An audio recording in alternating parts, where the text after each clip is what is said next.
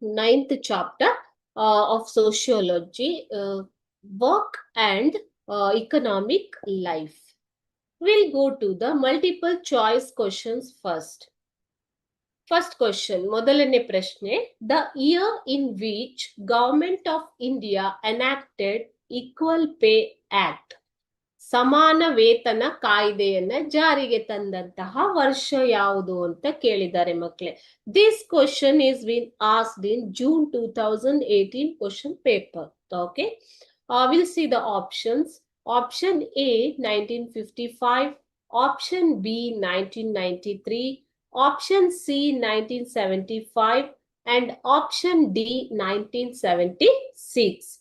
Correct answer is option D 1976, where in the Government of India enacted Equal Pay Act.